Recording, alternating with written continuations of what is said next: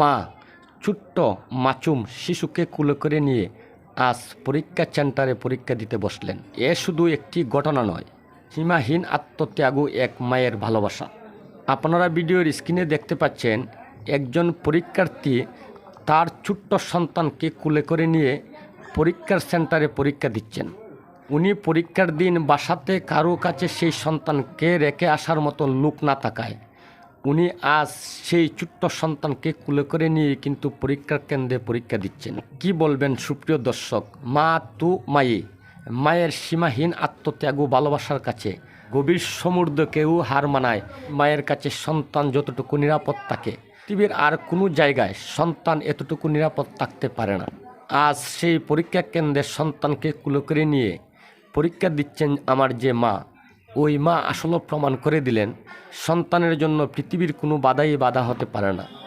তাই সুপ্রিয় দর্শক, মা জাতিকে আমি স্যালুট জানাই, মা জাতিকে আমি অনেক সম্মান করি। যাদের ঘরে মা বাবা রয়েছে তাদেরকে একটু সম্মান করুন, তাদের সেবা করুন, তাদের প্রতি একটু টেক কেয়ার থাকুন, তাহলে দেখবেন একদিন আপনার জীবনটা অনেক সুন্দর হয়ে যাবে। আজ আপনি যে মা বাবাকে সম্মান করবেন, শ্রদ্ধা করবেন, একদিন দেখবেন আপনার সন্তান আপনাকে শ্রদ্ধা করবে এবং সম্মান করবে। এটাই দুনিয়ার নিয়ম। ওই পৃথিবীতে অনেক কুলাঙ্গার সন্তান রয়েছে। আমার একটু আরাম আয়েস সুন্দরভাবে স্ত্রীকে নিয়ে দিন যাপন করার জন্য সেই বৃদ্ধা মা বাবাকে বৃদ্ধাশ্রমে রেখে আসছেন সন্তানরা। আর যে সন্তানকে মা 10 মাস 10 দিন গর্ভে ধারণ করলেন, পৃথিবীর আলো বাতাস দেখালেন, নিজে না খেয়ে সন্তানকে খাবার মুখে তুলে দিলেন। তিলে তিলে ছোটো ছোটো হাত পা থেকে বড় বড় হাত পা হয়ে গিয়েছে, ছেলে অনেক বড় হয়ে গিয়েছে। তখন ছেলেকে সুন্দর একটি মেয়ে দেখে বিয়ে করালেন। সেই সুন্দরী স্ত্রী পেয়ে সন্তান মা বাবাকে ভুলে যাচ্ছে। সেই মা বাবা আজ তাদের বোঝা হয়ে গিয়েছে। সেই মা বাবাকে বৃদ্ধাশ্রমে রেখে আসছেন আজ আমাদের মতন সন্তানরাই। তাই সুপ্রিয় দর্শক, মা বাবার মনে কষ্ট দেবেন না।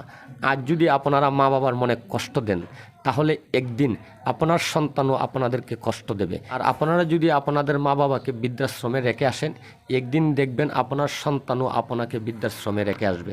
সুপ্রিয় দর্শক, বিশেষভাবে অনুরোধ করে বলতে চাই, কেউ ওই ধরনের ভুল করবেন না।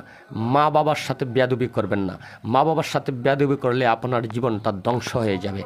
ওই কথাটা আমি বুকে হাত দিয়ে বলতে পারি। আমি অনেক দেখেছি যারা মা বাবার সাথে বেয়াদবি করেছে, তারা মানুষ নয়, তারা জানোয়ার, তারা ধ্বংস হয়ে গিয়েছে। তাই সুপ্রিয় দর্শক, সবাই সতর্ক। ওই কথাটি বলে আমি আমার ভিডিও থেকে এখানে বিদায় নিচ্ছি। সকলে ভালো থাকুন, সুস্থ থাকুন। আসসালামু আলাইকুম।